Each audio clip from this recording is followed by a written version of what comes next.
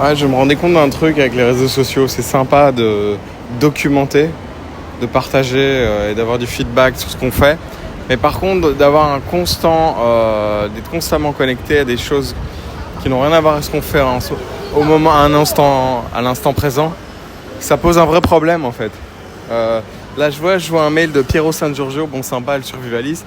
La récolte du jour, super. Mais en fait, c'est pas du tout ce que je suis en train de faire maintenant.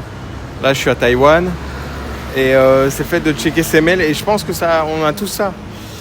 Et on voit que ce qui différenciait dans la période d'après-guerre finalement des 30 Glorieuses et tout, les gens qui allaient vraiment réussir, enfin qui allaient vraiment être libres, c'était les producteurs contre les consommateurs, puisqu'on est arrivé dans l'industrie de la consommation de masse. Et donc, si on tombe dans ce piège, on passe son temps finalement à une forme d'aliénation où la consommation ne remplit plus vraiment un objectif précis pour que la personne arrive à son pourquoi, à se connaître mieux, enfin voilà, ses objectifs de vie en gros. Hein, ça c'est... Et donc, ça va être ce problème-là avec le digital et le monde numérique. En fait, on est dans la surconsommation. Je vois avec les shorts TikTok, c'est de plus en plus addictif. Là, j'ai passé toute la nuit sur TikTok. Après, il y a quelques trucs intéressants, mais en fait, il faudrait presque prendre des notes à chaque fois et dire, ok, pourquoi j'étais sur ça, c'est quoi mes objectifs. Là, pour le moment, je travaille sur 10 niches en même temps, donc voilà, ça va pas être possible.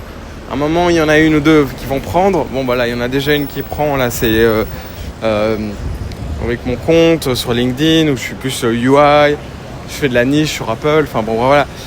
Là j'ai fait 40 000 vues hier, c'est cool.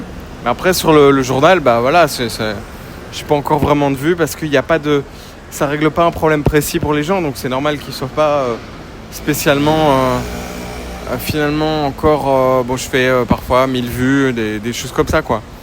Je pense que c'est pas encore pertinent. Pour autant, ça m'aide de faire. C'est mon journal de bord, je documente. Et j'organiserai mieux après l'information. Je pense que l'intelligence artificielle peut nous aider d'ailleurs à organiser notre contenu. Vous pouvez faire du contenu très différent et à ce moment-là le catégoriser, le mettre dans des niches différentes, sur des chaînes différentes, sur des formats qui sont plus adaptés, sur des plateformes qui sont plus adaptées au type de contenu que vous produisez.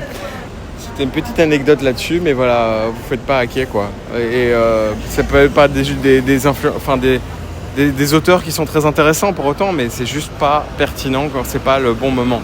Voilà. À bientôt. Je vous dis, c'était Anthony. Ciao.